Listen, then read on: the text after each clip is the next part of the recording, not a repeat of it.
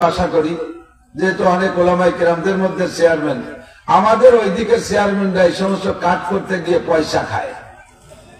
সুবহানাল্লাহ, কি বলতে হবে জায়গা? এই পয়সা খাওয়া হালাল না হারাম? তো চেয়ারম্যান সাহেবরা এগুলো করে। এখন আমি যদি সারা জীবন করে এ কাম করি নাই, বিদে গল্প মারি যে আমি জীবনেও কোনোদিন ভিজিএফ কার্ড বিক্রি করে পয়সা খাইনি, আমি কোনোদিনও পঙ্গু ভাতা বয়স্ক ভাতা করে দিতে যে পয়সা খাইনি, এটা একটা ভালো গুণ। তবে আমি কেন খাই নাই? আমি সুযোগ পাই নাই, তা খাবো কি? আমি সারা জীবন ভরে এগুলো করে না খেয়ে যেই পরিমাণ নেকি পাবো, একজন মেম্বার যদি তার 5 বছর সময়ের ভিতরে এই কথা বলতে পারে যে আমি 5 বছরের ভিতরে একটা কার্ড বিক্রি করে টাকা খাইনি, তাহলে আমার সারা জীবনের চাইতে তার নেকি বেশি হবে। কারণ সে প্রতিকূল পরিবেশে পাওয়া সত্ত্বে খাইনি। আমি যদি গল্প মারি আমি জীবনেও কোনোদিন আসামির কাছ থেকে ঘুষ খাইনি, বলা হবে কেন খান নাই? আমি পুলিশে চাকরি করি না, তা খাবো কি? আমার ঘুষ দেয় না, তা খাবো কে? এই গল্প যদি কোনো পুলিশ দিতে পারে যে আমার সারা জীবনে চাকরির বয়সে 1 টাকা ঘুষ খাই নেই, তাহলে আমার মতো হাজার মাওলানা গল্প দিয়ে যে নেকি পাবো, তার চাইতে বেশি নেকি পাবো এই পুলিশ ভদ্রলোক, কারণ সে পাইতে খাই নাই। ঠিক কিনা? আমি যদি বলি আমি এই সমস্ত রাস্তাঘাটের থেকে কোনো পিজির টাকা মারিয়ে খাই নেই, কুয়া মারা টাকা খাই নেই, আমি ব্রিজ করতে আমি ব্রিজের থেকে রড চুরি করে খাই নেই, তাহলে কেন খান নাই? তো ওই সমস্ত কন্ট্রাক্টে আমি পাই নেই, তা খাবো কি? তা আমি পাই নেই বিধা খাই নেই। যদি ওই কাজ করনেওয়ালা যারা কন্ট্রাক্ট পায় তারা যদি না খায়, তাহলে তাদেরটাই হবে কারামতি। কথা বলুন ঠিক কিনা? সাহাবায়ে কেরাম নবী পাককে জিজ্ঞাসা করেছে, হুজুর আমাদের ইমানের দাম বেশি না আপনার আখেরি জামানার উম্মতের ইমানের দাম বেশি? ইমানের দাম আছে না? আমরা যারা আপনার সামনে থেকে কলেমা পড়েছি, আপনাকে রসুল বলে স্বীকার করেছি, আল্লাহকে আল্লাহ বলে মানি, আপনার প্রশিক্ষণ দেওয়া কলেমা পড়ে মুসলমান হয়েছি, আমাদের তো ইমান আছে। তো আমাদের ইমানের দাম বেশি না যে সময় আপনি দুনিয়ায় থাকবেন না উলামায়ে কেরামরা শুধু আপনার কিসসাগুলো, আমাদের এই গল্পগুলো উম্মতের কাছে শোনাবে, আর সাধারণ পাবলিক আপনাকে না দেখে কলেমা পড়ে ইমান আনবে, তাদের ইমানের দাম বেশি না আমাদের ইমানের দাম বেশি? সাহাবায়ে কেরাম জিজ্ঞাসা করেছে। হুজুর আলাইহিস সালাম জবাব দিলেন, তোমরা যারা আমার সামনে বসে কলেমা পড়ে ইসলাম গ্রহণ করেছো, তোমরা সাহাবী, তোমরা সাহাবী, তোমাদের দাম আল্লাহ পাকের কাছে অনেক বেশি। তোমাদের মর্যাদা সাহাবী ছাড়া আর কেউ পাবে না। সারা দুনিয়ার সমস্ত আলেম, সারা দুনিয়ার সমস্ত ওলি বুজুর্গ, সারা দুনিয়ার সমস্ত মুমিন মুসলমানের ঈমান আর আমলকে এক পাল্লায় রাখলে আর একজন সাহাবার মর্যাদাকে আরেক পাল্লায় রাখলে সাহাবীর পাল্লা ভারী হয়ে যাবে। তোমাদের সম্পর্কে আল্লাহ পাক ঘোষণা দিয়েছেন, রাদিয়াল্লাহু আনহুম ওয়া রাদু আন, তোমাদের উপরে আল্লাহ পাক সন্তুষ্ট যেমন তোমরা আল্লাহর উপরে সন্তুষ্ট আছো। একজন আব্দুল কাদের জিলানী রাহমাতুল্লাহ আলাইহির কাছে জিজ্ঞাসা করেছে, হযরত আপনার দাম বেশি নাকি একজন সাহাবার দাম বেশি? আব্দুল কাদের জিলানী রাহমাতুল্লাহ আলাইহি সম্পর্কে আমাদের অভিমত, উনি বড় পীর আব্দুল কাদের।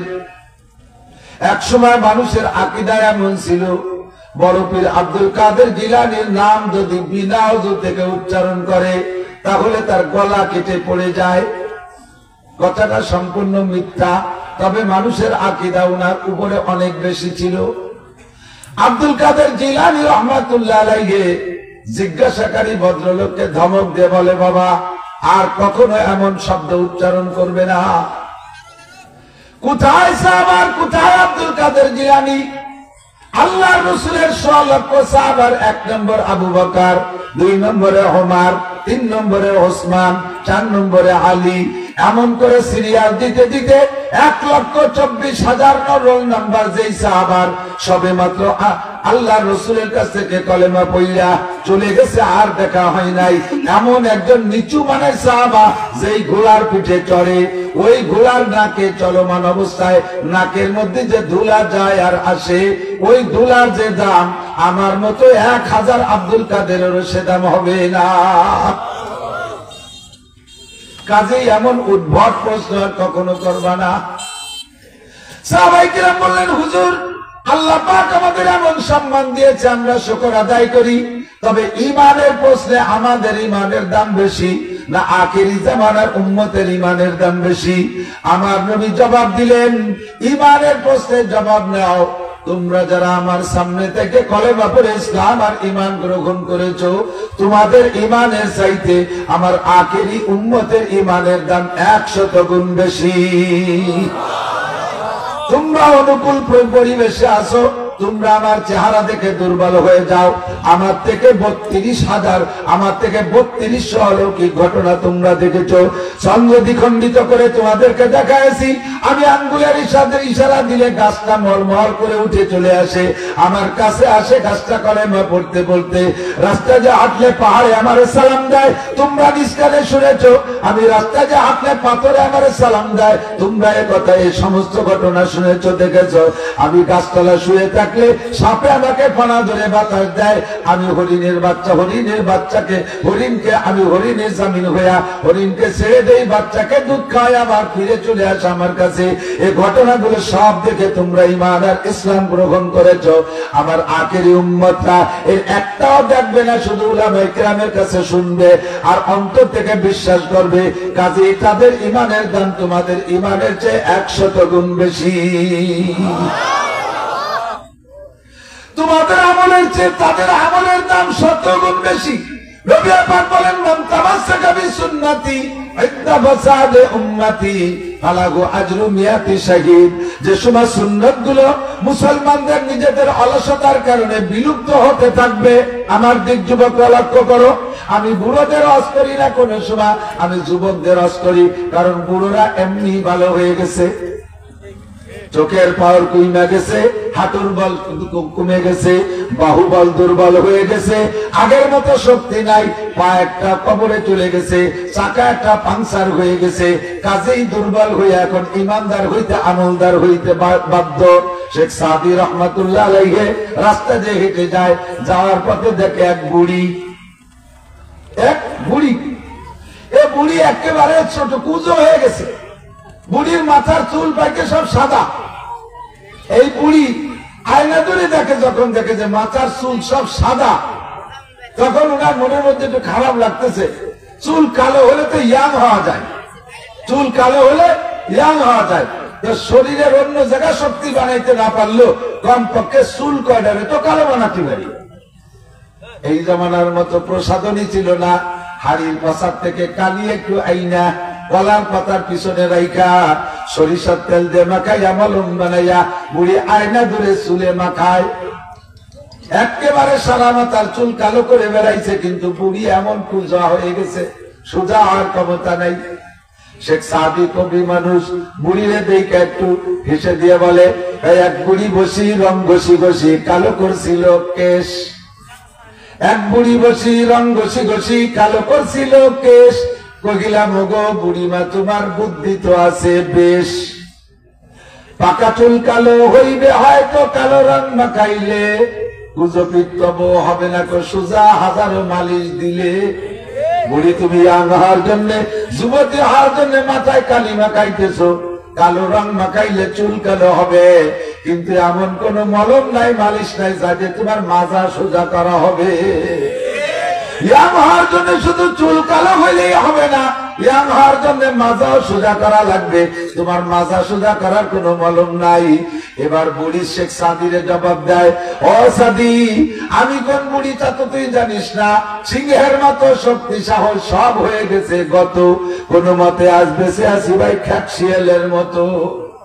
আমি যখন এই বাস্তে নতুন বউ হয়ে আসি, আমি এমন শক্তিশালী যুবতী মহিলা ছিলাম, আমার স্বামীর অনেকগুলো ছাগল ছিল, পাহাড়ের পদদেশে তারা ঘাস খাইতো, স্বামী কর্মে চলে যাইতেন, আমারে দায়িত্ব দিতেন এই ছাগলগুলোকে চোখে চোখে রাখার জন্য। পাহাড় থেকে মাঝে মাঝে চিতাবাঘ আইসা আমার ছাগলের উপর আক্রমণ করত, আমি এই চিতাবাঘকে তাড়াইতাম। একদিন হঠাৎ করে একটা চিতাবাঘ আইসা আমার এই ছাগলের পাল থেকে একটা ছাগলকে ধরে নিয়ে রওনা দিয়েছে, আমি চিতাবাঘের পিছনে দৌড়াইয়া ওই বাঘরে আমি ধরে বেড়াইছি, তার গলাটা মুঠের মধ্যে চিপে ধইরা তাকে আমি হাতের মধ্যে মেরে ফেলাইয়া এরপরে তার মুখ থেকে আমার ছাগল পর্যন্ত আমি কেড়ে আনছি। সাথী তুমি বলো, বাঘের মুখ থেকে ছাগল কেড়ে আনতে পারে একমাত্র সিংহ ছাড়া আর কেউ না। আমি সেই সিংহ শক্তির মহিলা। আজকে আমার সিংহের মতো শক্তি সাহস সব হয়ে গেছে গত। কোন মতে আজ বেঁচে আছি ভাই খ্যাকশিয়ালের মতো। তাই তুমি সাথী আমাকে ধিক্কার দাও। আমার বুড়ো বাবারা যারা আছে এরা এরকম একদিন শক্তির মালিক ছিল। রাস্তায় যখন হাঁটতো পায়ের ধাক্কায় রাস্তা থরথর করে কাঁপতো। 10 মাস যে কেউ আগে হেঁটে যেতে পারতো না। এখন বুড়ো এমন হয়ে গেছে এক ওয়াক্তের নামাজ পড়তে 3 বার ওযু করা লাগে। যোহরের নামাজ 3 ভাগে, প্রথম 4 রাকাত সুন্নাত। একবার ওযু করে আইসা ওই সুন্নাত 4 রাকাত পড়ছে। ফরজ পড়তে 5 মিনিট দেরি আছে, তলপেট চিবে জোরে বের হয়ে যাচ্ছে।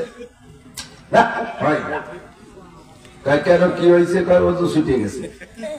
বাইরে যে পেশাব করে আবার ওযু বানায় এসে আবার ফরজ 4 রাকাত পরে আবার চুমো খেয়ে বের হয়ে যায়। কোথায় যান? পেশাব হয়েছে, ওযু না করে নামাজ পড়ার কায়দা নাই। বাইরে যে আবার পেশাব করে ওযু বানায় এসে আবার শেষ 2 রাকাত পড়া লাগে। এইটা হলো বার্ধক্যের দুর্বলতা। কথা বলেন ঠিক কি না? বুড়ো যারা হয়েছে তাদের কাছে জিজ্ঞাসা। আমার যুবকরা, আমি তোমাদের টার্গেট করে বলি, আল্লাহু আকবার, মান তামাসসাকা বিসুন্নতি। নবী পাক বলেন, যখন দুনিয়া থেকে মুসলমানদের থেকে সুন্নাতগুলো বিলুপ্ত হতে থাকবে 2 কারণে। একটা হলো মুসলমানদের অলসতা, একটা হলো মুসলমানদের অলসতার কারণে সুন্নাত চলে যায়, আর একটা হলো মুসলমানদের অপষড়যন্ত্রে মুসলমানদের থেকে সুন্নাতগুলোকে বিলুপ্ত করে দেয়। মুসলমান যুবকরা অলসতা করে, টুপি মাথায় দিয়ে নামাজ পড়ে না। যদি বলা হয় টুপি পড়ে না, টুপি কি নামাজের অঙ্গ? মুফতি সাহেব ফতোয়া দেয়, টুপি কি নামাজের অঙ্গ? আরে টুপি নামাজের অঙ্গ না, টুপি মুসলমানের অঙ্গ।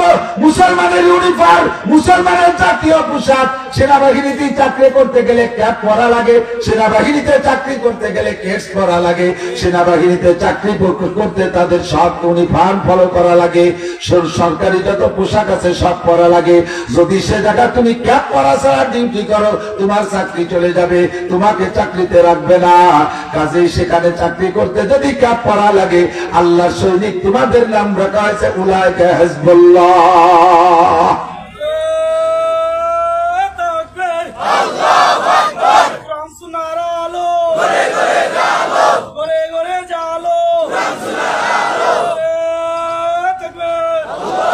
উলাইকা হিজবুল্লাহ, মুসলমানরা আল্লাহর সৈনিক। এদের একটা জাতীয় ইউনিফর্ম আছে। কথা বলেন আছে না নাই? হাদিসে আছে, আবু দাউদ শরীফের হাদিস। قال رسول الله قال الصحابي صحابي বলেন, ما قال رسول الله صلى الله عليه وسلم في الإزار وهو في القميص وعزة المسلم إلى أنصاف ساقيه। মুসলমানের পোশাক সম্পর্কে নবী পাক বলেছেন, নবী পাক পাজামা সম্পর্কে তাহা বলেছেন, জামা সম্পর্কে তাহা বলেছেন, পাজামা সম্পর্কে যা বলেছেন, অর্থাৎ পাজামা যতটুকু ঝুল হবে জামাও ততটুকু লম্বা হবে। আর মুসলমানের পাজামা হলো নিসফ সাক, হাঁটু আর টাকনুর মাঝখান পর্যন্ত। কাজেই মুসলমানের পুরুষের জামাও হবে হাঁটু আর টাকনুর মাঝখান পর্যন্ত। নবী পাক বলেন, মুসলমানদের ইউনিফর্মের ভিতরে আলাইকুম বিল আমায়েম, হে মুসলমান তোমরা পাগড়ি পরো, ফাইন্নাহা সুন্নাতুল মালায়েকা, পাগড়ি হলো ফেরেশতাদের সুন্নাত, তোমরা অবশ্যই পাগড়ি পরো। তবে তোমাদের পাগড়ির মতো মুসলমানরা পাগড়ি পরে, পার্থক্য একটু ঘটাইবা, তাদের পাগড়ির নিচে টুপি নাই, তোমাদের পাগড়ির নিচে টুপি থাকতে হবে। এটা নামাজের সুন্নাত না, এটা হলো মুসলিম ইউনিফর্ম, সর্বক্ষণ পরে থাকার পোশাক। মুসলমান অলসতা করতে করতে টুপিকে সব জায়গা থেকে বাদ দেওয়ার পথে। ঠিক কিনা? দাড়ির কথা বললে বলে দাড়ি রাখার বয়স আছে। দাড়ি রাখার কোন বয়স? দাড়ি রাখার বয়স, দাড়ি পাক ধরলে দাড়ি রাখতে হবে। এ যুবক, তুমি জেনে রাখো, قال رسول الله صلى الله عليه وسلم, তামাতুনা কামা তাহয়াউন ওয়া তুহশারুনা কামা তামুতুন। তোমার জীবন যাপন যেমন হবে তোমার মরণটা তেমন হবে। বলেন, জীবন যাপন যেমন হবে মরণটা তেমন হবে। আর মরণ হবে যেই চেহারায় হাসরের মাঠে উঠবা তুমি সেই চেহারায়। আর তুমি কখন মারা যাবা, 40 বছর 50 বছর 60 বছর হায়াত পাবা কিনা কোনো গ্যারান্টি নাই। দাড়ি পাকার বয়স তুমি পাবা কিনা, এমনকি আজকে ফজরের নামাজ পর্যন্ত বেঁচে থাকবো এমন গ্যারান্টি আছে? একটু জোরে বলেন আছে? একজন শুধু বাহাদুরি করে বলেন আমি বেঁচে থাকবোই, কোনো সমস্যা নাই, আমি সেনাবাহিনীতে চাকরি করি, আমার বাড়ির কাছে আজরাইল আসতে দেব না, আমার কাছে রিভলভার আছে, পিস্তল আছে, আজরাইলে গুলি করে শেষ করে দেব, আমার বাড়ির কাছে আজরাইল আসতে দেব না, আমি ফজর পর্যন্ত বেঁচে থাকবো। একজন শুধু এই জায়গা দাঁড়ায় বলো আল্লাহ কয় তাহলে তোরে মারবো এই জায়গায় ফেলাইয়া। হায়াতের গ্যারান্টি নাই, তুমি যে কোনো সময় চলে যেতে পারো। এবার নবী বলেন যে চেহারায় মরবা, যে চেহারায় বেঁচে থাকবা ওই চেহারায় মরণ হবে, আর যেই চেহারায় মরণ হবে ওই চেহারায় হাসরের মাঠে উঠবা। তোমার মুখে দাড়ি নাই, দাড়ি কাটা অবস্থায় মরণ হবে, মরণ হবে দাড়ি কাটা অবস্থায়, হাসরের মাঠে উঠবা দাড়ি কাটা অবস্থায়। আর দাড়ি কাটা কোনো মুসলমান হতে পারে না। ইহুদ নাসারা, হিন্দু বৌদ্ধ খ্রিস্টান তারা দাড়ি কাটে, তাদের চেহারাও যেমন তোমার চেহারাও তেমন। আল্লাহ নবী বলেন মান তাশাব্বাহা বিকওমিন ফাহুয়া মিনহুম, যার সাথে যার মিল হবে তার সাথে তার হাসর হবে। তোমার চেহারার মিল যাদের সাথে হবে হাসর তোমার তাদের সাথে হবে। এই জন্য সাবধান হয়ে যাও, অবহেলা কইরা অলসতা করে সুন্নাত গুলো ছেড়ে দিও না। এ যুবক, তুমি যদি এই বয়সে দাঁড়িয়ে রাখো তাহলে তোমাকে 100 শহীদের সওয়াব দান করা হবে। সুন্নাত গুলো কৌশল করে আমাদের থেকে বিতাড়িত করে দিচ্ছে। খেয়াল করতেছেন সবাই? লক্ষ্য করতেছেন কি পরিমাণ নেকি বসে বসে বলেন তো? একটা সুন্নতের বিনিময় 100 শহীদের সওয়াব। একটু বলেন না সুবহানাল্লাহ। কি মনে করেন 100 শহীদ? আরে বাংলাদেশি শহীদ না, বাংলাদেশি শহীদ শহীদ হরিপদ, নাম হিন্দু, তার গায়ে আবার শহীদ লিখেছে শহীদ হরিপদ, শহীদ রমেশ চন্দ্র।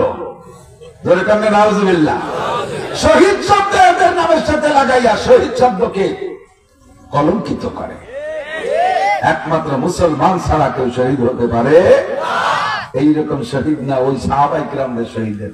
মুসলমানদের থেকে ষড়যন্ত্র করে সুন্নাত তাড়িয়ে দিচ্ছে, মুসলমানদেরকে বুঝাইছে পশ্চিমের। এদিক টাকা বাংলাদেশে যত এই উপমহাদেশে যত আলিয়া মাদ্রাসা না, মুরব্বীদের কাছে শুনে দেখবেন আলিয়া মাদ্রাসাগুলোর উৎপত্তি এ জায়গা পশ্চিমা খ্রিস্টানদের ষড়যন্ত্র।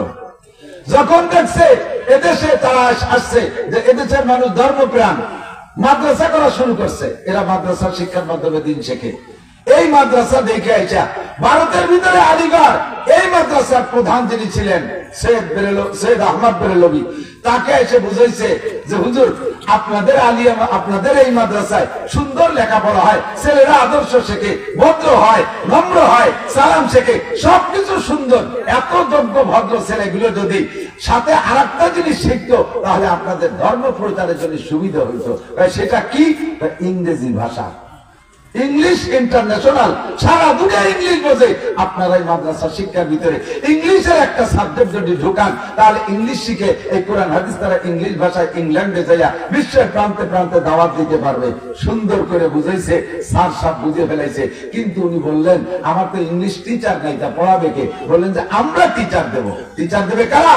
শিক্ষক দেবে খ্রিস্টান ইংরেজরা। হুজুর একটু মাথার মধ্যে নেন নাই যে এর উদ্দেশ্য কি? শয়তান আমাদের ভিতরে ঢোকে সুন্দর কৌশল করে, সুন্দর ভাবে ঢোকে। হয়তো মনে রাখবেন, হয়তো মুআবিয়া রাদিয়াল্লাহু তাআলা আনহু একদা ওনার তাহাজ্জুদের নামাজ ছুটে গেছে। তাহাজ্জুদের নামাজ ছুটার কারণে উনি সারা দিন এত কান্না কাঁদছে, কানতে কানতে কানতে কানতে যায় নামাজ ভিজে গেছে, নিচের মাটি ভিজে গেছে, এত কান্না কাঁদছে। মসজিদে যখন যান রুমালটা মুড়ি দিয়ে ভাবে মুখটাকে ঢেকে গেছে যে আমার মুখ যেন আর কেউ না দেখে। আমার আজকে তাহাজ্জুদ ছুটে গেছে, যারা তাহাজ্জুদ পড়ছে তারা দেখে আমাকে ধিক্কার দেবে, লজ্জা দেবে। এই জন্য হযরত মুআবিয়া মুখ ঢেকে 5 ওয়াক্ত নামাজ পড়ছে আর সারা দিন ঘরে বসে যায় নামাজে কাঁদছে। আজকে তাহাজ্জুদ ছুটছে কেন? আজকে রাতে উনি ঈশান নামাজের পরে একটু অন্যান্য জরুরতে একটু রাত বেশি হয়ে গেছে, যার কারণে ঈশান নামাজ শুইতে দেরি হয়ে গেছে, আর শুইতে দেরি হওয়ার কারণে তাহাজ্জুদের নামাজ ছুটে গেছে। পরের দিন উনি সিদ্ধান্ত নিয়েছে যে আর জীবনেও কোনোদিন ঈশান নামাজের পরে সময় নষ্ট করবো না। উনি আজকে তাড়াতাড়ি ঈশান নামাজ পড়ে শুয়ে পড়ছে। তাহাজ্জুদের যে সময় হয়েছে যথারীতি ওনার ঘুম ভেঙে গেছে, ঘুমও ভাঙছে, হালকা হালকা ঘুম ভাঙছে। এর মধ্যে একজন আইসা ওনার মাথা এরকম নাড়াচাড়া দিচ্ছে, আস্তে আস্তে সুরসুরি দিচ্ছে। উনি চেয়ে পড়ছে, মানান তা হ্যাঁ তুমি কে? তো যিনি মাথার কাছে, উনি সরাসরি পরিচয় দিচ্ছে, না ইবলিস, আমি ডাইরেক্ট ইবলিস, এর সে মুরব্বী শয়তান। তুই আমার মাথায় সুরসুরি দিচ্ছিস কে? কখন তো তাড়াতাড়ি ওঠেন, তাহাজ্জুদ পড়বেন না, তাহাজ্জুদ পড়বেন না, ওঠেন তাড়াতাড়ি। হুজুরটা আমি তো তাহাজ্জুদ পড়ি না বলে তাতে তোর কি?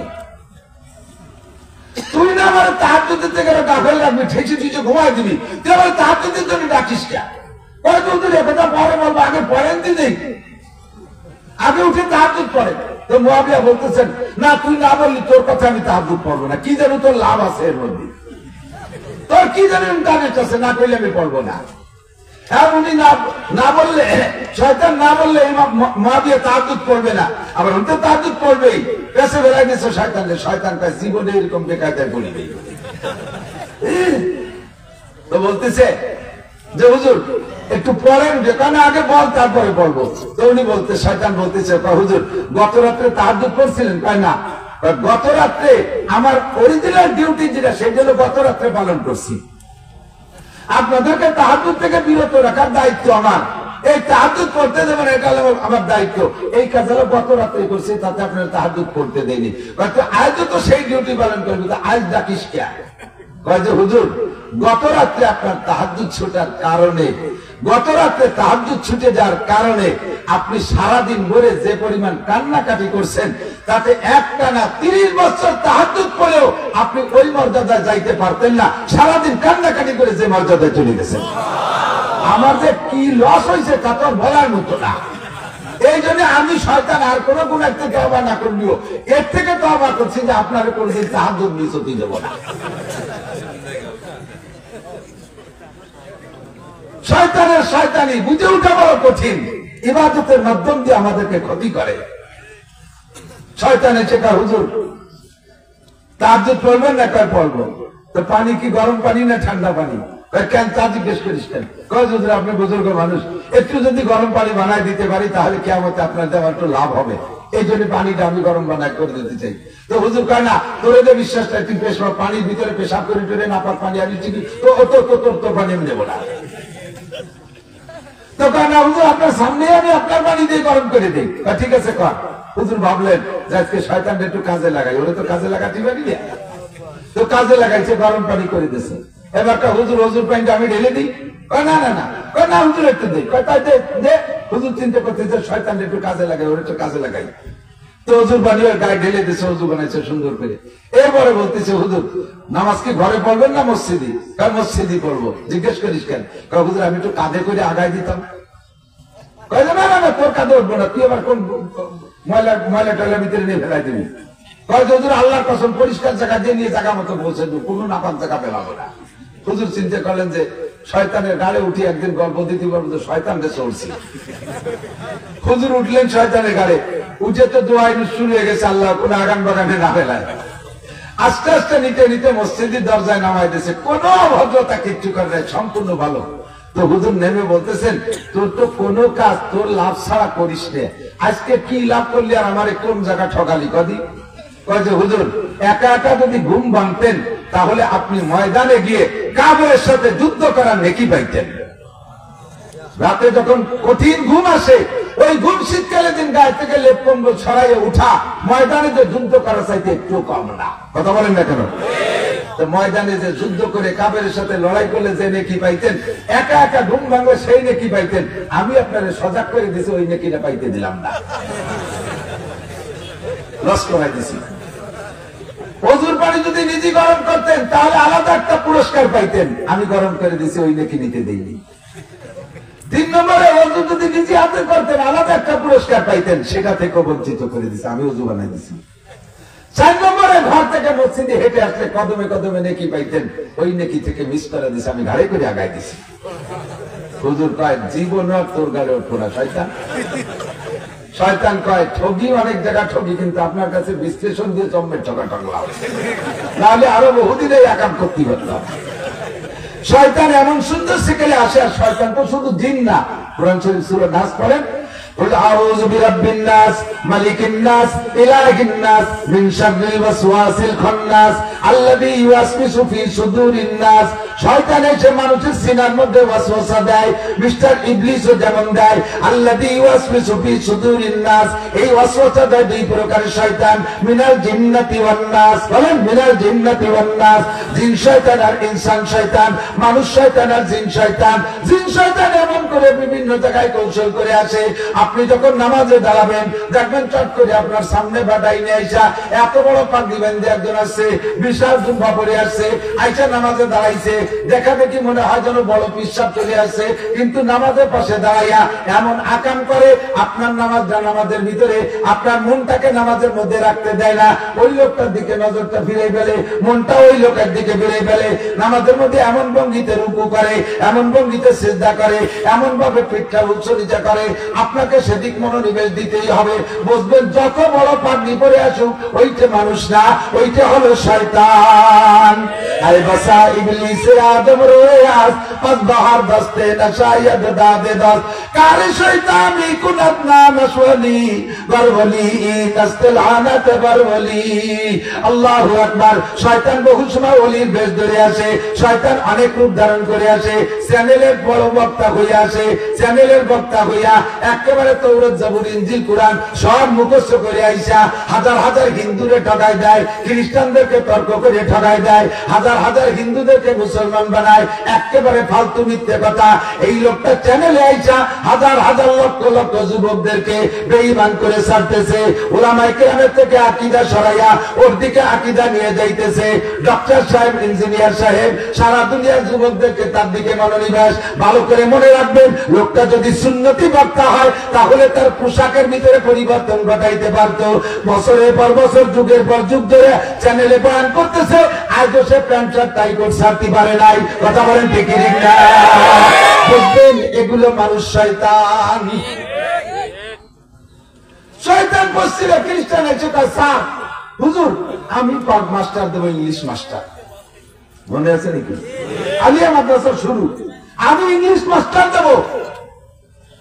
ইংলিশ ভাষা আমি এমনি আমার হুজুরকে বেতন দিতে পারি না, চাইল্ড লাইন ফুটগুলো বিক্রি হয়ে যায়, কালেকশন করে 4 বছরে 13-14 মাস বেতন বাড়ি যায়। আর তুমি একটা মাস্টার দিবা, সে মাস্টার ইংরেজি পড়ানো বেতন না দিলে তো থাকবে না, ও আর আমাদের আকিদা খারাপ করবে। হুজুর বেতনটা আমরা দিয়ে দেবো। কত বড় বন্ধু, বেতন আমরা দিয়ে দেবো। চিন্তা করলেন যে বেতন যখন পাচ্ছি, পড়াও দিয়ে যাচ্ছে, তালিকা তারে রাখা যায়, ঠিক আছে দেন। কিছুদিন এভাবে পড়াইতে এরপরে ইংলিশ তৈরি, ইংলিশ ছাত্র তৈরি হয়ে গেছে, তারা দেশে যে তাবলীগ করতেছে, ফলাফল তো দেখাইতে হবে। তখন হুজুর খুশিতে বারবার ঠিকই তো করেছে, লোকটা তো আমার চরম বন্ধু, অথচ ইংরেজ, অথচ হুজুর আওলাদ, নাসারার আওলাদ, খ্রিস্টানের আওলাদ, তারা জীবনে কোনদিন মুসলমানের বন্ধু হতে পারে? কোনদিনও পারে না। এসে আমাদেরকে ইংলিশ টিচার দিয়ে একটা শিক্ষক ঢুকে দিয়েছে মাদ্রাসায়। কিছুদিন পরে কয় হুজুর শুধু ইংলিশ হলে তো হবে না, আপনাদের এই ছেলেগুলো যদি অঙ্ক জানে, ইংলিশ আর অঙ্ক দুইটা সাবজেক্ট জানলে সরকারি বড় বড় অফিসার হতে পারবে। অফিসার ভিতরে যে দুর্নীতি করতেছে ওরা, এই দুর্নীতি আপনাদের আলেমরা দমন করতে পারবেন। কাজে কাজে একটা অঙ্ক সাবজেক্ট নেন, হিসাব নিকাশ ইত্যাদি মিলাইয়া দেখবেন আপনারা বড় বড় অফিসার হবেন, আর অফিসগুলো দুর্নীতি মুক্ত হবে। হুজুর দেখলেন যে সুন্দর একটা পদ্ধতি, এই পদ্ধতিতে একটা দাওয়াতের কাজ। তাই অঙ্কের মাস্টার নাই তো, মাস্টারও আমরা দেবো, বেতনে আমরা দেবো। ঢুকাইল 2 জন। কিছুদিন পরে এসে কয় হুজুর আপনারা এত মেধাবী ছেলে, স্কুল কলেজের ছেলেরা তারা কিচ্ছু পারে না, আপনাদের মেধাবী ছেলেরা এরা আরবিতে অনর্গল পারে, এদের ব্রেন কম্পিউটারের মতো। এই ছেলেরা যদি সায়েন্স পড়ে তাহলে দেখবেন একদিকে আলেম, একদিকে ইংলিশম্যান, একদিকে অফিসার, অফিসিয়াল চাকরি করে। এরা গবেষণা করে বড় বড় ইঞ্জিন মেশিন তৈরি করতে পারবে। এদেরকে সায়েন্সের একটা সাবজেক্ট দিয়ে দেন, পড়াবো তো উস্তাদ পাবো, উস্তাদ দেবো আমরা, বেতন দেবো আমরা, শুধু ওরা পড়বে। একের পর এক ঢুকানো শুরু করলো, আর উলামায়ে কেরাম গিলা শুরু করলো। গিলতে এরপরে ভূগোলের শিক্ষক লাগবে, এরপরে সমাজের সাথে ছাত্র লাগবে, এই শিক্ষক লাগবে, এরপরে এই সাবজেক্ট ঢুকাইতে হবে। ঢুকাইতে ঢুকাইতে যখন 5-6টা সাবজেক্ট ঢুকে ফেলাইছে, শিক্ষকও ঢুকে ফেলাইছে, শিক্ষক সব খ্রিস্টান, শিক্ষক সব খ্রিস্টান। এদিকে মাদ্রাসার সিলেবাসে সাবজেক্ট আছে 10টা। এখন কয় হুজুর এদিকে 10টা ওদিকে 5টা, একটা ছেলের মেধায় এত কিছু সহ্য করতে পারবে না, আপনাদের ক্লাসের থেকে নর্মাল কিছু সাবজেক্ট মাইনাস করে দেন। শুরু হয়ে গেছে নর্মাল। উর্দু বাদ দেন হুজুর, উর্দু বাদ দেন, ফার্সি বাদ দেন, আরবি রিডিং পড়া বাদ দেন, দিতে এখন সম্পূর্ণ স্কুল কলেজের সাবজেক্ট ঢুকে দিয়েছে আলিয়া মাদ্রাসার ভিতরে। আর মাদ্রাসার যত সাবজেক্ট ছিল সব শেষ করে দিয়েছে, বিলুপ্ত করে দিয়েছে। এগুলো তাদের ষড়যন্ত্র। কথা বলেন ঠিক কি ঠিক না? এমন ষড়যন্ত্র করে আমাদের থেকে ইসলামকে কমাই ফেলতেছে। এসে বলে হুজুর 70 টাকা ফরজ, এই যে 43 বন্ধের এত বড় জামা গায়ে দেওয়ার কি দরকার? পায়জামার মাজায় 3.5 এত বড় মাজা আলা পায়জামার কি দরকার? এত বড় জুব্বা, কোন মতে একটা শার্ট একটা প্যান্ট পরলে তো 70 টাকা হয়ে গেল। অনর্থক এত পয়সা করে খরচ করে জামা জুব্বো বানালে কি সুন্দর বুদ্ধি দিতেছে। বুদ্ধি পাই আমরা না, ঠিকই তো বলেছেন, আপনি তো বুদ্ধিমান মানুষ, আপনি তো মহাজ্ঞানী। এই মহাজ্ঞানীর বিজ্ঞান গ্রহণ করতে যাইয়া মুসলমান পাঞ্জাবি যুব্ব ছেড়ে দিয়ে প্যান্ট আর শার্ট। এবার এই প্যান্ট পরাইতে যে এত বড় ঢিলে প্যান্ট পরার কি দরকার? একটু চাপা গা ঢাকা থাকলেই তো হলো। এই কমাইতে কমাইতে এমন কমাইছে যে নিচে একটু বেরিয়ে যায়, যা তলায় কাপড় কম দেন, অত তলায় কাপড় দিয়ে কি হবে? এবার তলায় কমাইতে কমাইতে প্যান্টে এমন বানাইছে, গেঞ্জি প্যান্ট করে দাঁড়ায় থাকলি গেঞ্জি একটা পরাতে নায়কের মতো, গেঞ্জির মুখ আর প্যান্টের মুখ দাঁড়ায় থাকলি সমান। যখন রুকু দেয় মসজিদে নামাজ পড়তি, তখন গেঞ্জি এদিক সরিয়ে চলে আসে, প্যান্ট ওদিক সরিয়ে চলে যায়, বাসায় আধা হাত পর্যন্ত ল্যাংটা হয়ে যায়। এরকম ভালো ভালো ভাষা মসজিদে দেখছেন না আপনারা? বলবেন না? আমি এক মসজিদে নামাজ পড়তে ঢুকতেছি, একটা ছেলে 8-10 বছর বয়স, ও হাসতে হাসতে বেরোয় আসতেছে। ও বেরোয় আসে আর আমার কাছে হুজুর মসজিদে ঢুকেন না। আর কাকা মসজিদ কি তোর আমরা দেখি মসজিদে ঢুকবে? না হুজুর এক বেকায়দা, আমার সামনের কাছে একটা রুকু দিয়েছে, পরে চিন্তা দিচ্ছে হুজুর সে যে কি সুন্দর ভাষা, নামাজ পড়বো না ভাষা দেখো, সেই জন্য বেড়ে চলে এই ল্যাংটা করে ছাড়ছে পশ্চিমেরা। কথা বল না? খ্রিস্টানদের ষড়যন্ত্র সুন্নতি পোশাক ছেড়ে যে মুসলমানকে ল্যাংটা করে ছেড়ে দিয়েছে। আল্লাহু আকবার, নারায়ে তাকবীর, আল্লাহু আকবার, ইসলাম ইসলাম, জিন্দাবাদ জিন্দাবাদ, জিন্দাবাদ জিন্দাবাদ, ইসলাম ইসলাম, আল কোরআনের সুতুরা হুশিয়ার সাবধান, আল হাদিসের সুতুরা হুশিয়ার সাবধান, মুনাফিকের আস্তানা ভেঙে দাও ঘুরিয়ে দাও, ভেঙে দাও ঘুরিয়ে দাও, মুনাফিকের আস্তানা, নারায়ে তাকবীর, আল্লাহু আকবার। সুন্নাত গুলো যখন মুসলমানদের ষড়যন্ত্রে সরতে থাকবে, ঠিক টুপির মধ্যে হাত দিয়েছে কোন জায়গায় জানেন? ষড়যন্ত্র কোথায়? কয়েক কি তোমাদের টুপি, তোমাদের মোহাম্মদ তো বড় বিজ্ঞানী, চুলের ভিতর দিয়ে জীবাণু যার মাথার মধ্যে ঢোকে। দেখেন যত মেডিকেল কলেজ হাসপাতাল আছে সব জায়গায় ওখানে ছাত্র শিক্ষক এবং ডাক্তাররা মাথায় একটা সাদা ক্যাপ পরে, দেখছেন না? ডাক্তারদের মাথায় সাদা ক্যাপ আছে না? কেন পরে? চুলের ভিতর দিয়ে জান জীবাণু ঢোকে। তো তোমাদের মোহাম্মদ তো বিশাল বিজ্ঞানী, পাম্পট্টি দিদি কম দেয় না। মোহাম্মদ তো মহাবিজ্ঞানী, মাথায় ক্যাপ পড়ছে, কিভাবে বুঝলো যে চুলের ভিতর দিয়ে এই জান জীবাণু ঢোকে? তোমাদের মোহাম্মদ বড় ভালো। তবে টুপি বানাই দিয়েছে তোমাদের মোহাম্মদ, এই যে টুপিতে খরা ঠেকায় না, রোদ ঠেকায় না, তোমাদের এই টুপি পড়ো। তবে একটা টুপি আমরা বলতেছি, এই টুপিতে একটা বারান্দা লাগায় নাও, তাহলে সূর্যের তাপ চোখে লাগবে না। টুপিতে বারান্দা লাগাবো, তা খুঁটি দেবো কি দিয়ে?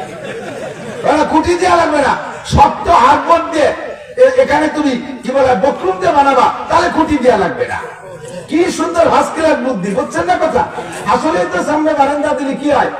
রোদ লাগে না, খরা লাগে না, চোখে সূর্যের তাপ লাগে না, চোখ ঠান্ডা থাকে। সুন্দর করে বুঝাই দিছে। এখন উদ্দেশ্য তাদের যেটা, সেটা তোমারে বলে নাই। সেটা হলো কপালে যদি টুপির সাথে বারান্দা লাগায়, তা বারান্দা টুপি সহ সিজদা দিতে পারবে না, তুমি ওই টুপিতে নামাজ পড়তে পারবে না, টুপির বাহানায় তোমার নামাজ শেষ। কথা কোন দিকে?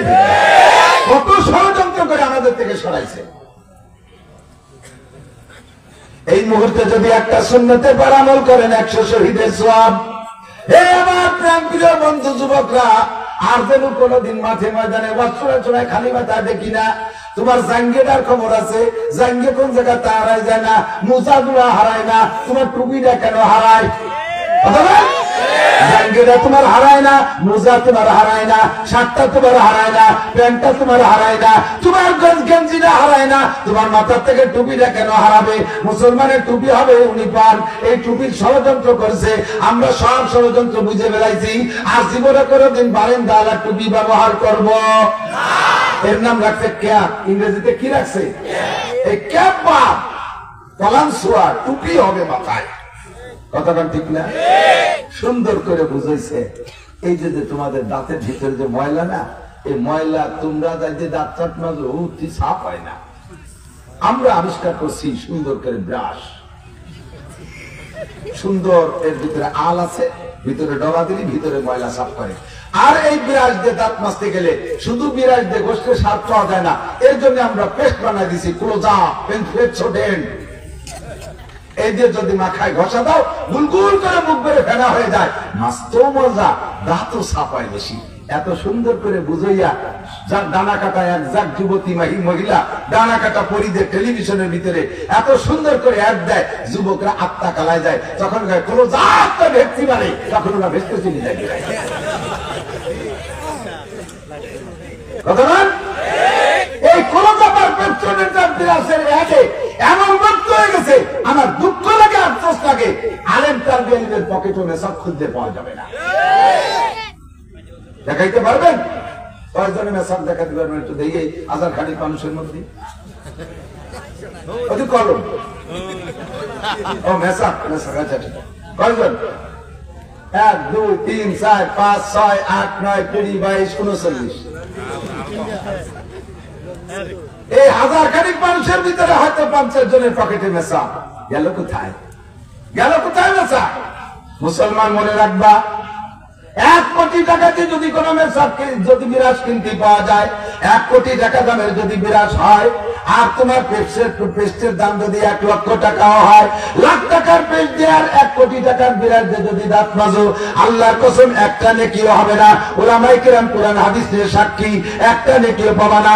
গাছের একটা ডাল কাইটা ওই দিয়ে একটা মেসওয়াক বানাইয়া একটা ডলা দিবা, মুখের পাশ থেকে ওপাশ পর্যন্ত নিবা। আল্লাহর নবী বলেন তোকে 100 শহীদের সওয়াব দেয়া হবে। এই বিরাট মেসওয়াকের বরকত ওরা জানে। এদিক টাকা এক যুদ্ধে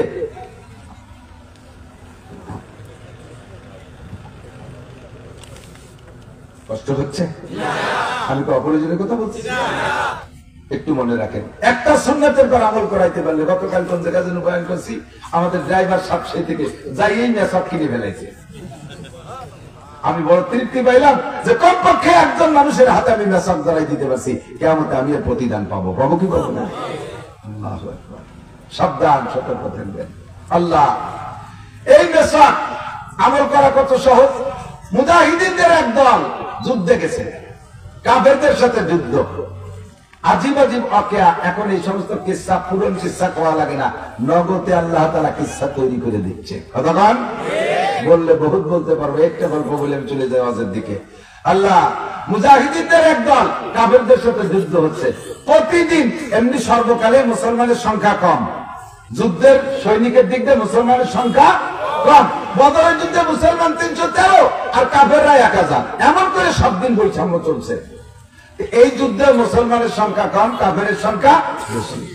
তো মুসলমানরা প্রত্যেক দিন যুদ্ধে খালি জয় হচ্ছে, জিততেছে, জায়গা দখল করতেছে। এখন আজকে আগামীকাল যে যুদ্ধ হবে, রমজান মাসের যুদ্ধ, দুপুর পর্যন্ত যুদ্ধ হয়, বিকেলে যুদ্ধ হয় না। বিকেলে ইফতারি ইত্যাদি ইত্যাদি জন্য প্রস্তুতি চলে, দুপুর পর্যন্ত যুদ্ধ হয়। তো কাফেরদের দলের গোয়েন্দা পাঠাইছে, দেখে যে মুসলমানরা এইভাবে জিততেছে, ওদের সৈন্য সংখ্যা কি পরিমাণ, ওদের সমরস্ত্র কত।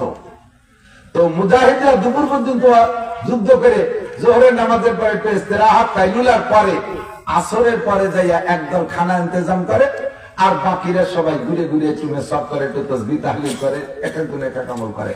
তো মুজাহিদরা বিকেল বেলা ঘুরে ঘুরে মেসওয়াক করতেছে। কি করতেছে? মেসওয়াক। কাফেরদের গোয়েন্দারা আইসা দেখতে আছে যে এরা কি পরিমাণ শক্তিশালী। দেখতে আসে, দেখে এদের সাথে কথাবার্তা না বলিয়ে যাইয়ে বলতেছে ওদের দল নেতার কাছে, এতদিন যুদ্ধ করছি, মাইকটার যা খাইছি তবুও মাঠে ঠিকই আছি, আগামীকাল যাদের সাথে যুদ্ধ করা লাগবে কোনো মতেও টিকতে পারবো না। কেন কি হয়েছে? আরে বাবা, সে যে কত বড় জুয়ান, আস্তে একটা গাছ ধরে আস্তে আস্তে সাবাইয়ে খাতি খাতি শেষ করে দিলেন।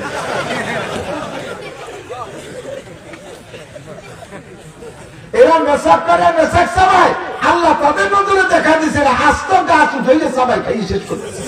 যারা এত বড় জুয়ান আস্ত গাছ সাবাই খাইয়ে গেলে তাদের সামনে কালকে দাঁড়ানো যাবে? এই কইয়া ওরা পর্যন্ত তোরা থাক, আমরা যাই, একথা বিশ্বাস করে কে? কি দুনিয়া আছে নাকি? আর একদল গোয়েন্দা পাঠাইছে, যাদি দেখদিরা সত্যি কয় না মিথ্যে কয়। এখন মুজাহিদিনরা মেসাক করে টরে কুলি টুলি করে বিকেল বেলা তসবিহ পালন করতেছে। আমার একটু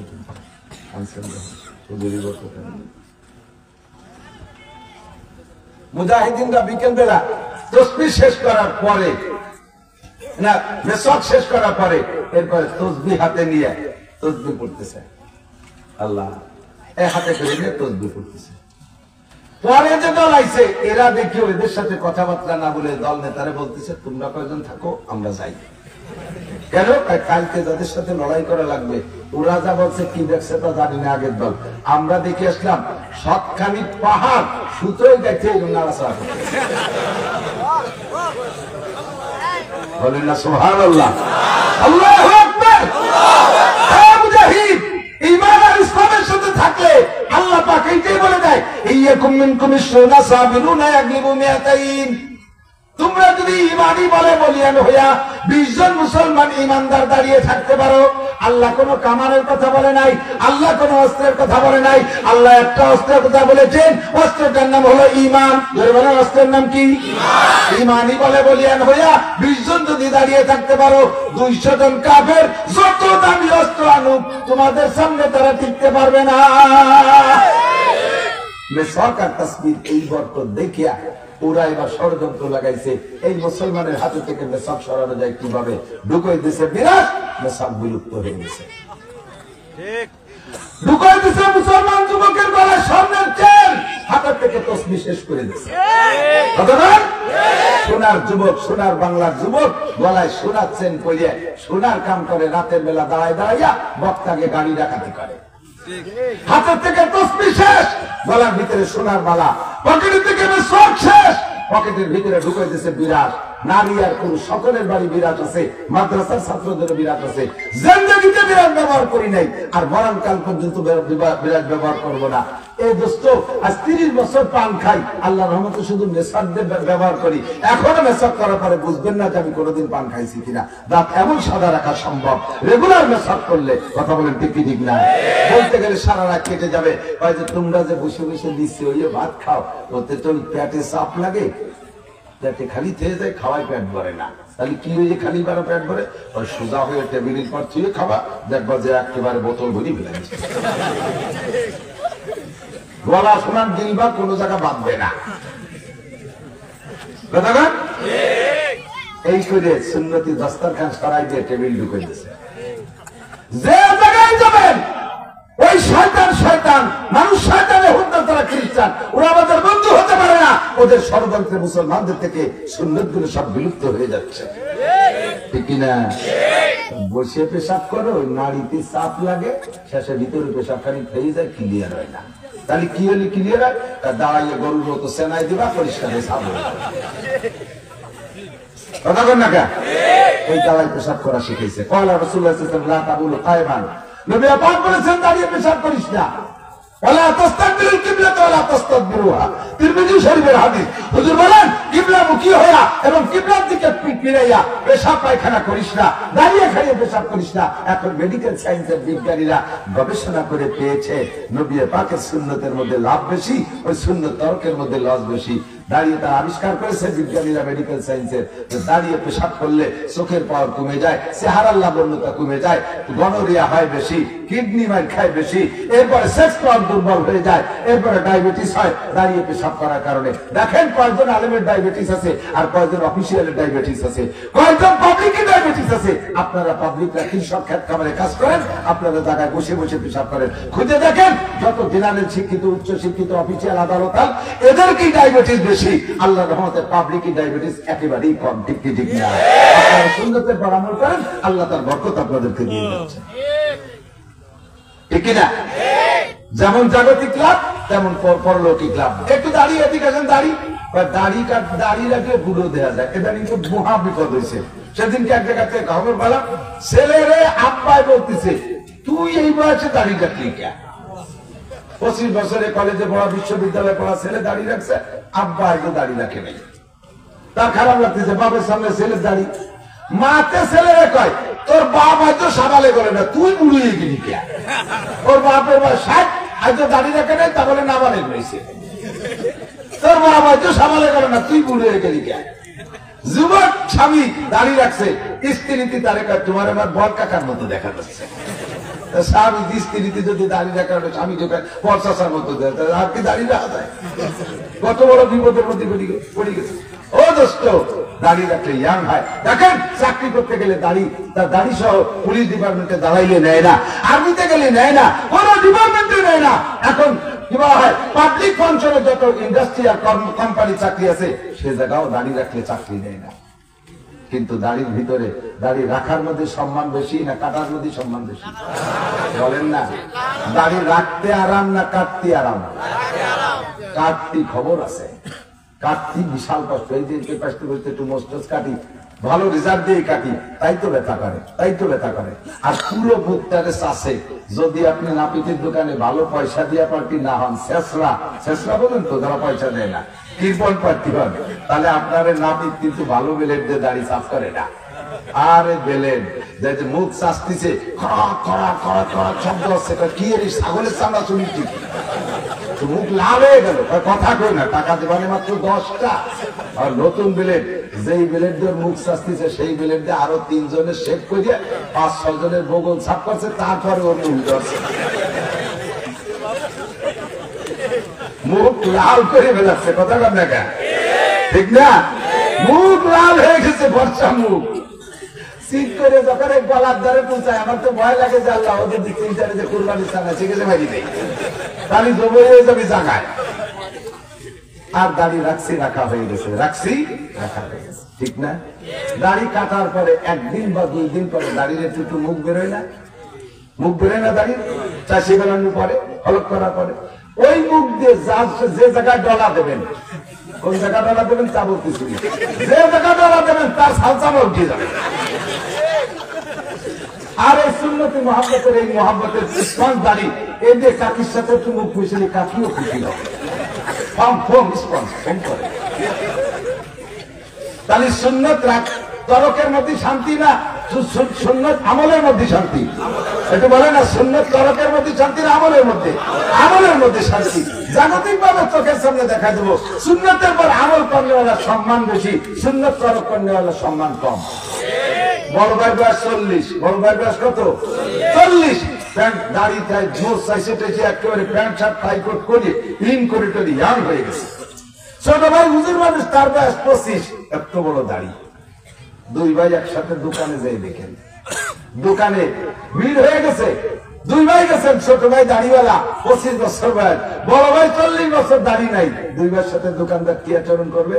দোকানদার বড় ভাইরে কয়, ছেলে পেলে সরে দাঁড়াও। আর ছোট ভাইরে কয়, কাকা আপনি চেয়ারে বসেন। ছোট ভাইয়ের দাম বেশি না কাকার দাম বেশি? চোখের সামনে যার দাড়িতে আল্লাহ তাআলা সম্মান দেয় কি দেয় না? কথা বলেন। এই সম্মান আখিরাতে যে পাবা, এই সম্মান আখিরাতে যে পাবা। দাড়ি কাটার আগে বলবে, এই দাড়ি কাটা নমরুদ, কারণ হামান, ফিরাউন, সাদ্দাত, উবাই বিন কব, আবু জাহেল, আবু লাহাব, উতবা, সাইবা, ওলীদ ইবনে মুগীরা, কাফেরদের সাথে দাড়ি কাটা গুলোরে গরু বান্ধার মতো একসাথে 2-3 গরু বান্ধে না, আমাদের এদিকে সাজরানু, এদের সাথে সাজরাইয়ে জাহান্নামে ফেলা। ওয়াসিকাল্লাযীনা কাফারু ইলা জাহান্নামা জুমারা, ওই দলের সাথে পিটাইয়া জাহান্নামে ফেলাবে। আর দাড়ি রাখলে শুধু দাঁড়িয়ে দিক টাকান। হাদিসের মধ্যে আসছে আল্লাহ তাআলা রহমতে বাহানা মিডিয়ান, আল্লাহর রহমতে বাহানা খুঁজবে। আল্লাহ তাআলা যখন গফফার নামের সাথে আত্মপ্রকাশ করবেন, বান্দাকে শুধু ক্ষমা করার নিয়ত, যে কোনো বাহানা পাইলেই ক্ষমা করে দেয়। ক্ষমা করতে করতে করতে করতে লাস্টে একটা ধরা পড়ছে, সেই লোককে ক্ষমা করার নিয়ত করছে, কিন্তু দাঁড়িয়ে আল্লাহ কই, তোর আমলনামা দেখা, ইকরা কিতাবাকা কাফা বিনাফসিকা আল-ইয়াওমা আলাইকা হাসিবা, আমলনামা দেখা। ও কয় কি যে আল্লাহ তুমি এক সাইডে ক্ষমা করতেছো, এর মধ্যে আমার আমল নামা দেখতেছো, এতে কিচ্ছু নাই। নামাজ নাই, রোজা নাই, হজ নাই, যাকাত নাই, টুপি নাই, পাগড়ি নাই, সুন্নাত নাই, কিচ্ছু নাই। দেখে লাভ নাই। যদি দেখতে যাও তাহলে ধরা খেয়ে দেওয়ানি। ওর মধ্যে সুদ, ঘুষ, জিনা, ব্যভিচারী, মদ, গাঁজা, হাওয়া, ভেঞ্চুরি, হিরোইন, তার ডেরা কেরাম, কারিতা, বিয়ার দেবী, শনিবার, জাগরণী চক্র, আশা, পরিচিকা, যত আকাম কুকাম সব আছে। তুমি না দেখে যদি সেই দত্ত নিচ্ছেন শুনবে। আল্লাহ কয় অত আল্লাহদের তো ছাড়া যায় না। খাতা দেয় সত্যি কিছু নাই। এবার বলে এখান থেকে ধরো ধরার ভাষা কি কোরআন শরীফে আছে, খুযুহুম ফাকুল্লুহুম সুম্মা জাহিমা সাল্লুহুম, ধর এগুলোরে ধর, পিঠ মুড়ায় দে, বাইন্দা জাহান্নামের দিকে নিয়ে যা। পায়ে শিকল দিয়ে যখন ধস করে টান দে, জাহান্নামের দিকে টান শুরু হবে। রহমাতে আলম বিশ্বনবী মুহাম্মদুর রাসূলুল্লাহ উম্মতের কান্ডারি আল্লাহ পাকের ডান পাশে চেয়ারে বসা নবী পাক দেখতেছেন আমার কলেমা পড়া উম্মত, আমার কলেমা পড়া উম্মত কিভাবে জাহান্নামে যাইতেছে আর কাঁদতেছে, চিৎকার করে বলতেছে ইয়া রাসূলুল্লাহ ইশফিনি, ইয়া রাসূলুল্লাহ ইশফানি, ওগো আল্লাহর নবী আমাকে সুপারিশ করেন, আমার জন্য সুপারিশ করেন। আসরিবনি শাইয়াম মিনাল হাউজ, একটু হাউজে কাউসার পান করায়া দেন। কলিজারা শুকায় গেছে, চিৎকার মারতেছে আর যাইতেছে। আর নবী পাক এটা দেখতেছে, রহমাতে আলম নবীর কলিজার মধ্যে চমকে উঠবে, বলবে আল্লাহ দেখি কোনো খুঁজে কিছু পাওয়া যায় নাকি সুপারিশ করার মতো। লোকটার আগা গুড়া তাকায় কোথাও পায় না। হঠাৎ করে নজর পড়ছে মুখের দিকে, দেখে একগাল দাড়ি, মুখে বড় দাড়ি, দাড়ি দেখে সুযোগ পেয়ে গেছে, কয় ডাক দিছে আল্লাহ, আল্লাহ করে একটা ডাক মারছে নবী পাক। আল্লাহ বলবেন ফেরেশতারা দাঁড়া, আমার বন্ধু কেন ডাক দিলে একটু শুনে নেই। কি বন্ধু, কি খবর? এবার নবী পাক বলবে আল্লাহ বান্দা তোমার নাফরমানি করেছে, তোমার জাহান্নামও তোমার, অর্ডারও তোমার, তোমার মনে তোমার বান্দা জাহান্নামে যায়, আমার ঠেকানোর কিছুই নাই, কোনো উপায় নাই।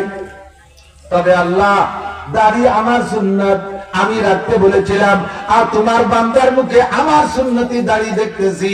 তোমার বান্দার অপরাধে তুমি জাহান্নামে দিতেই হয়, তারে দিয়ে দাও, তবে মুখ থেকে আমার দাড়ি কয়টা খুলে সরাই রাখো, আমার সুন্নতি দাড়ি যেন জাহান্নামের আগুনে না পড়ে। দাড়ি কয়টা খুলে রাখো। আল্লাহ বলবেন মুখ থেকে দাড়ি খুলে রাখা যাবে না, তাহলে তুমি মিথ্যেবাদী হয়ে যাবা। কি মিথ্যেবাদী? তুমি বলেছিলে তামুতুনা কামা তাহয়াউন ওয়া তুহশারুনা কামা তামুতুন, তোমার জীবন যেমন হবে যেমন, তোমার মরণ হবে তেমন, আর মরণ হবে যেমন, হাসরও হবে তোমার তেমন। ওই লোকটা দাড়ি সহ জীবন যাপন করেছে, মরণ হয়েছে দাড়ি সহ, কাজেই তাকে দাড়ি খুললে তুমি মিথ্যেবাদী হয়ে যাবা, ওর মুখে দাড়ি থাকতেই হবে। নবী পাক সুযোগ পেয়ে বলে আল্লাহ তাহলে আমার দাবি, আমার সুন্নতি দাড়ির গায়ে যেন আগুন লাগে না, তোমার বান্দারে পোড়াই বা পোড়াবা তোমার ব্যাপার, আমার সুন্নতি দাড়িতে যেন আগুন লাগে না। আল্লাহ কাছে জাহান্নামের মধ্যে বডিতে আগুন লাগবে, দাড়িতে লাগবে না, এমন হয় না। তুমি বলো এবার কি করা যেতে পারে?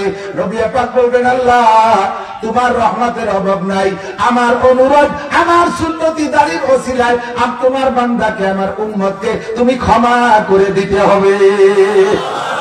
আল্লাহ পাক তখন বলবেন ফাইশফাউলাহু ফাইদখালুহুল জান্নাহ, নবী পাকের সুপারিশ গ্রহণ কইরা ওই একমাত্র দাড়ির ওসিলায়, একমাত্র দাড়ির ওসিলায় ওই লোকটার সম্পর্কে আল্লাহ পাক বলবেন ওর আমলনামা তো গুনাহে ভরা, গুনাহ সহ জান্নাতে দেওয়া যাবে না, কাজেই কি করা লাগবে?